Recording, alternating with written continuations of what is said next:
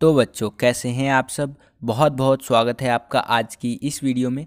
आज की इस वीडियो में हम देखने वाले हैं बच्चों क्लास 12th का जो जियोग्राफी सब्जेक्ट का हम इम्पॉर्टेंट एमसीक्यू क्वेश्चंस का जो हम सीरीज़ चला रहे थे, उसी सीरीज़ के अंदर हम सेकंड बुक के दूसरे चैप्टर यानी कि जिसका नाम है प्रवास, यहाँ पर आप देख सकते हैं इस चैप्टर पर आ चुके हैं।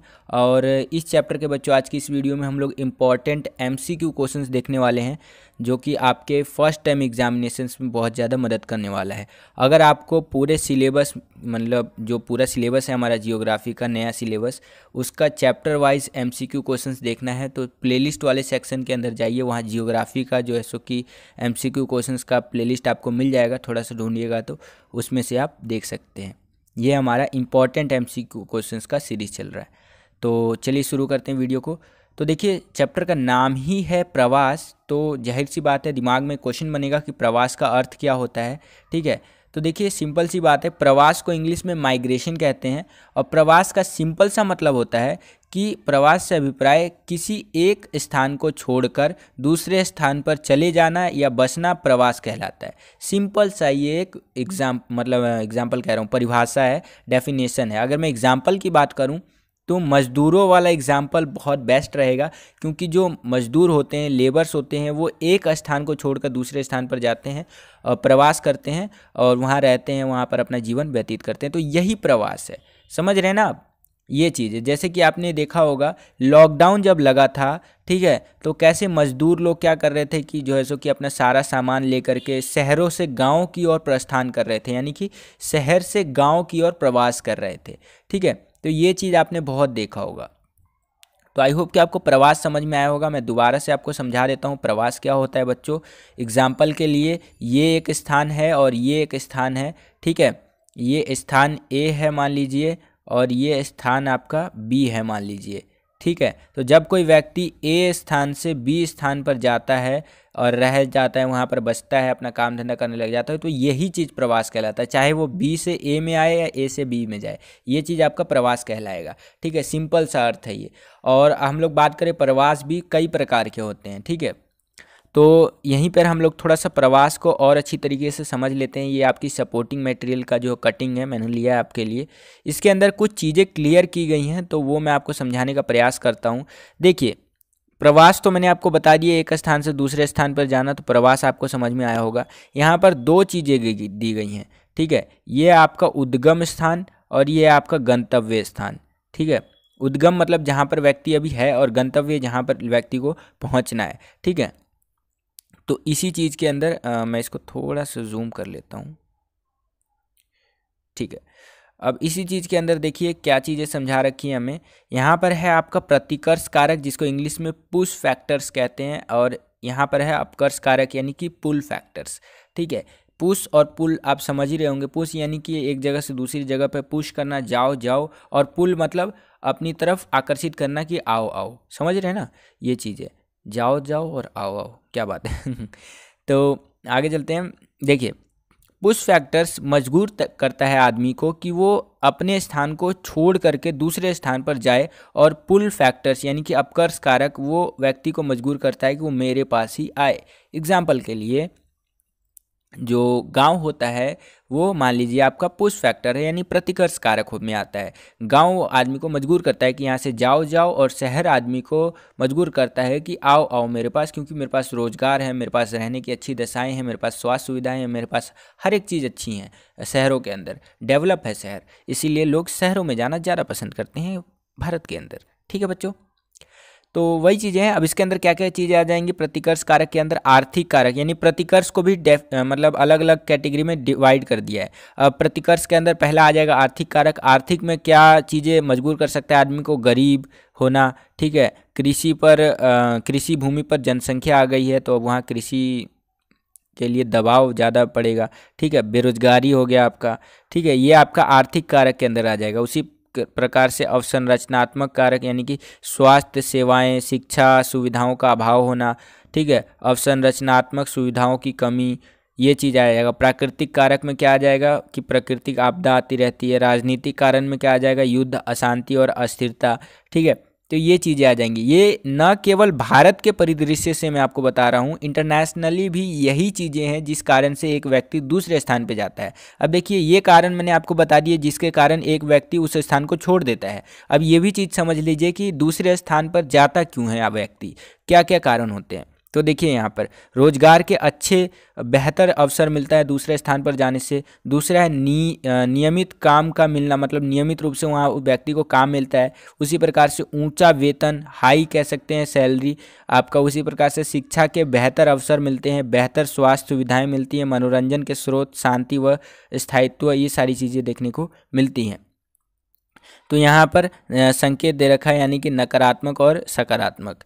यहाँ पर आप देख सकते हैं, मतलब संकेत उसको छोड़ दीजिए, आप मेनली जो मैंने आपको समझाया उस चीज़ पे ध्यान दीजिए। तो आई होप कि आपको समझ में आया होगा कि प्रतिकर्ष कारक क्या होता है, अपकर्ष कारक क्या होता है। दिमाग में बैठा लीजिए कि अपकर्ष मतलब कि पुल फैक्टर, बुलाना, ठीक है, और प्रतिकर्ष मतलब कि पुश फैक्टर, ठीक है, यानी कि भेजना अपनी जगह से। तो आई होप कितना समझ में आया होगा। आगे चलते हैं, अब हम लोग अपने क्वेश्चंस को देखते हैं क्या क्या क्वेश्चन है महत्वपूर्ण। अगला प्रश्न है, प्रश्न पूछ रहा है हमसे कि हमारे देश में किस देश के अप्रवासियों की संख्या अधिक है, यानी कि हमारे देश में किस देश से लोग आते हैं रोजगार, काम, शिक्षा, स्वास्थ्य, इन सब की तलाश में। तो इसका सही उत्तर है बच्चों बांग्लादेश से सबसे ज़्यादा लोग आते हैं, ठीक है।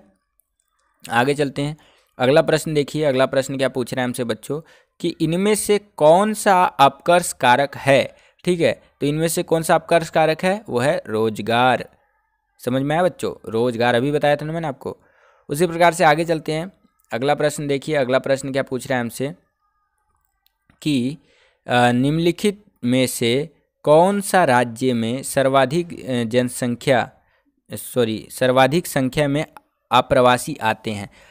तो इसको आप इस तरह से भी कह सकते हैं, सर्वाधिक जनसंख्या आती है प्रवासियों की, अप्रवासियों की, ठीक है। तो महाराष्ट्र के अंदर कह सकते हैं आप सर्वाधिक अप्रवासी आते हैं। बिहार, यूपी, झारखंड, छत्तीसगढ़, यहाँ से लोग जाते हैं महाराष्ट्र में, ठीक है। मुंबई लोकल्स का नाम आपने सुना होगा, ट्रेन का, इतनी भर भर के जाती है, उसी में दिख जाता है कितने लोग गए हुए हैं, ठीक है। सपनों की नगरी मुंबई, बहुत नाम सुना हुआ है इसका। खैर आगे देखते हैं अगला क्वेश्चन। अगला क्वेश्चन है कि निम्नलिखित में से कौन सा भारत में से पुरुष प्रवास का मुख्य कारण है। विवाह, काम और रोजगार, शिक्षा और व्यवसाय। तो इसका सही उत्तर है काम और रोजगार की तलाश में ही सबसे ज़्यादा प्रवास होता है, ठीक है।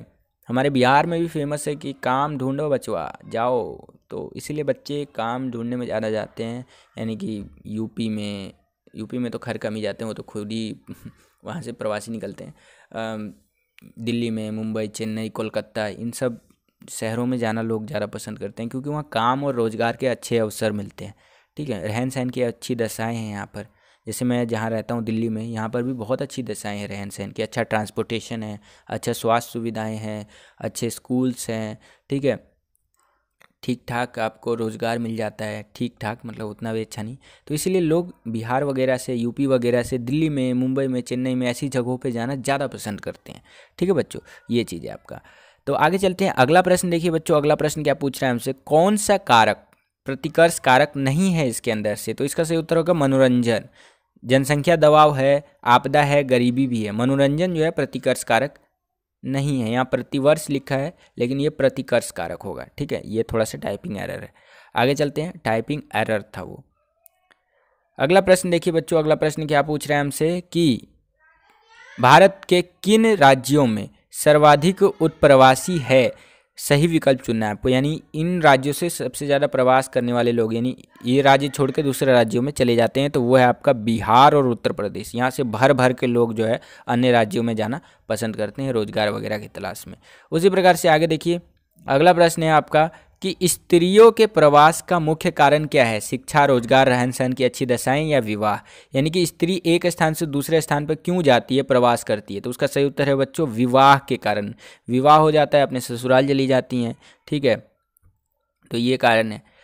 तो आई होप कि ये समझ में आया होगा आपको। आगे चलते हैं, अगला प्रश्न देखिए बच्चों। अगला प्रश्न क्या पूछ रहा है हमसे, प्रश्न पूछ रहा है बच्चों कि भारत में आंतरिक प्रवास की धाराएं कौन कौन सी है। इसका आंसर मैंने आपको बता दिया है। भारत में 4 प्रकार की आंतरिक प्रवास की धाराएं हैं, यानी कि प्रवास भी एक तरह से उसको 4 प्रकार में बांट दिया मतलब आंतरिक लेवल की बात करें हम लोग, अंदर भारत के अंदर केवल, ठीक है। तो 4 प्रकार का होता है। पहला होता है आपका ग्रामीण से ग्रामीण यानी गांव से गांव जाना। दूसरा है ग्रामीण से नगरीय यानी गांव से नगर जाना। तीसरा है आपका नगर से नगर यानी नगर में एक नगर से दूसरे नगर चले जाना। और चौथा है नगर से ग्रामीण जो कि बहुत कम होता है, ठीक है। तो ये 4 प्रकार की धाराएं फेमस है। और इसमें से सबसे ज़्यादा जो पॉपुलर है ना, यानी सबसे ज़्यादा जो यूज़ होती है वो होता है आपका ग्रामीण से नगरीय, गांव से नगर में जाना लोग ज़्यादा पसंद करते हैं। तो ये आपका सबसे ज़्यादा प्रसिद्ध फेमस कह सकते हैं आप। आगे चलते हैं, अगला प्रश्न देखिए। अगला प्रश्न क्या पूछ रहा है हमसे कि कौन से नगरीय समूह में प्रवासी जनसंख्या का अंश सर्वाधिक है। तो इसका सही उत्तर है बच्चों मुंबई, ठीक है, मुंबई नगरीय समूह, ये आप लिख सकते हैं। आगे चलते हैं, अगला प्रश्न देख लीजिए। प्रश्न है कि भारत से प्रवासी श्रमिक जो है पश्चिमी द्वीप समूह में क्या करते हैं। तो वहाँ जा कर के कुछ करते तो होंगे, तो वो रोपण कृषि करते हैं। अब रोपण कृषि के बारे में मैंने ऑलरेडी आपको समझा रखा है, ठीक है। तो ये चीज़ है आपका। तो आई होप कि आपको समझ में आया होगा बच्चों, और बस यही था आज का ये वीडियो। आई होप कि ये वीडियो पसंद आया होगा आपको। ये वीडियो अगर आपको पसंद आया तो इस वीडियो को शेयर कीजिए अपने सभी दोस्तों के साथ। अगर आप हमारे चैनल पर नए आ गए हो, हमारे चैनल पर नए आकर के ये वीडियो देख रहे हैं, सब्सक्राइब नहीं किया है, लाल कलर का बटन दबा के सब्सक्राइब कीजिए। क्या कर रहे हैं आप? इस वीडियो को शेयर कीजिए अपने सभी दोस्तों के साथ। मैं आपको मिलता हूँ अगली और एक्साइटिंग वीडियो में। तब तक के लिए खुश रहिए, खुश रखिए सभी को। जय हिंद, वंदे मातरम।